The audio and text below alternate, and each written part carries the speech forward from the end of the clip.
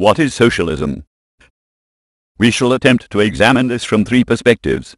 The psychological perspective, how somebody comes to describe themselves as a socialist. We will look at the claim that socialism runs contrary to human nature. And finally, we look at how socialism actually operates. We know infancy is a period when awareness of others is at a minimal level. The effect of socialization is to unlock the self through, as Piaget described, practice play, symbolic play, games with rules and constructions.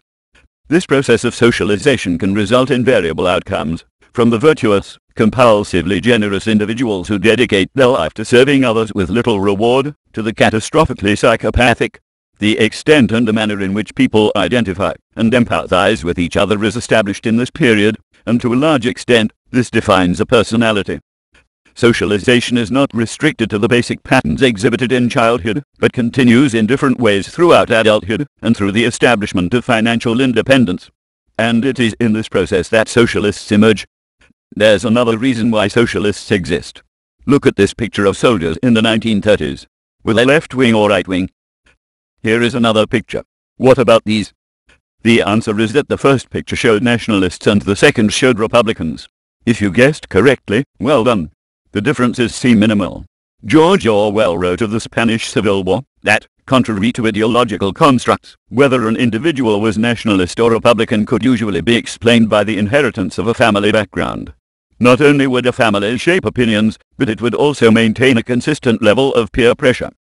So we can see that there is an externalized connection between socialists and their families.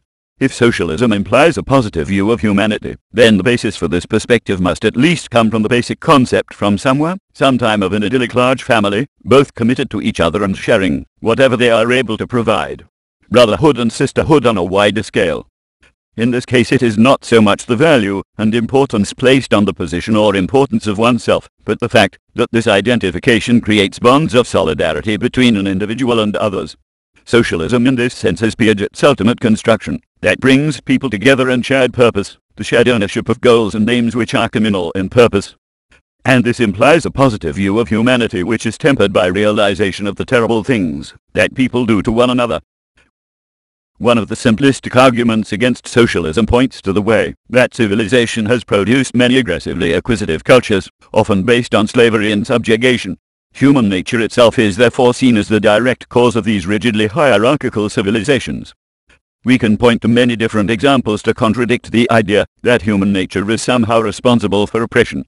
Some of the peaceful indigenous tribes of America were responsible for advances in agriculture that were far ahead of any European scientist, with careful cross-pollination, to create the giant maize characteristic of wealthy agricultural land. Other tribes were settled on rivers and by the sea, working with the seasons and with the patterns of the surrounding wildlife. This is not to exaggerate the desirability of such an existence, but it suggests that cultures are not exclusively based on competitive and aggressive behavior. History can be a one-way mirror. If current values promote selfishness, then that is because human nature is said to be fixed in this way. A climate which encourages greed and anxiety also affects people's idea of what human nature is. It's true that this anxiety does tap deep into the human psyche. We can only imagine the fear of the night in the early days of humanity, the fear of being preyed upon by some large beast or opposing clan. These tough conditions are always a reference point for us, and the idea that we can be launched back to these dark, unpredictable nights forms a building block for lots of horror and science fiction. Unity can sometimes result from the threats posed by the primeval fear, as well as the reaction and division. We see the bad aspects of this life. But in anthropological studies we see remarkable amounts of social activity, of parties, fireside gatherings, framed by music of some kind or another.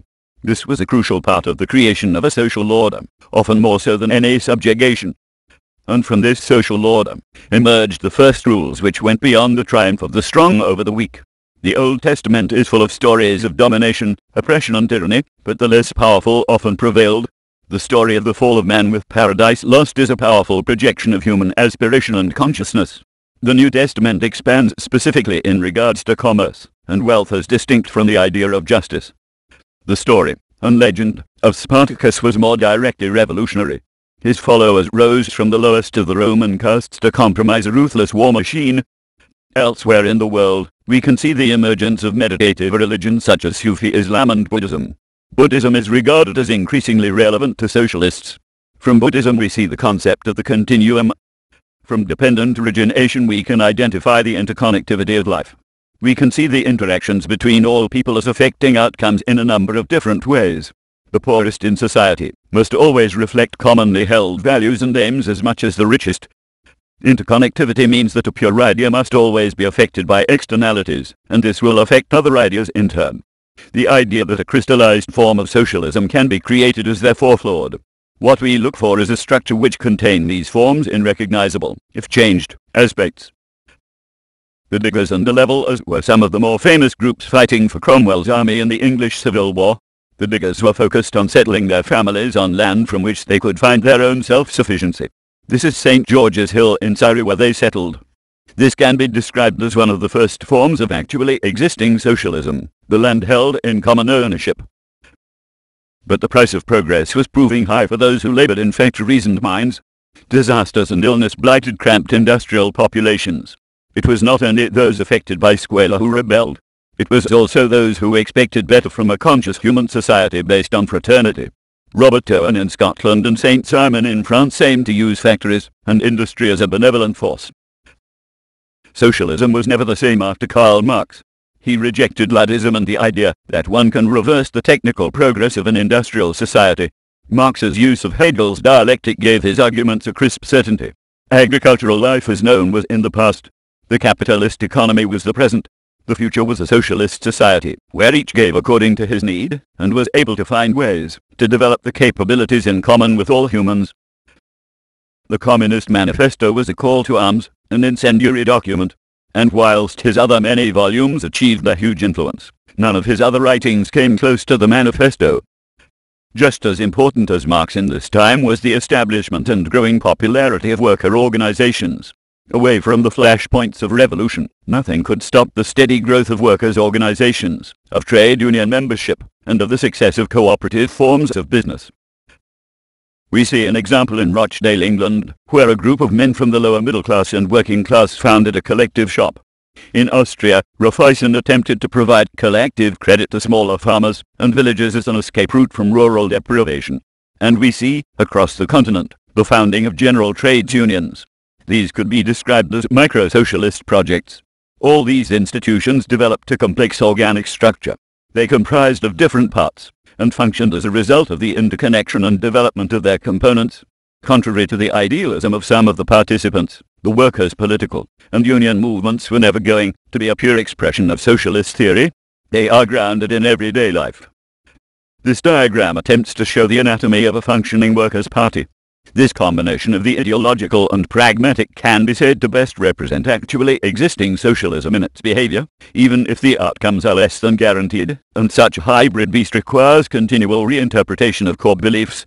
But it is this ambiguity which best fits modernity, and has made socialist parties so resilient.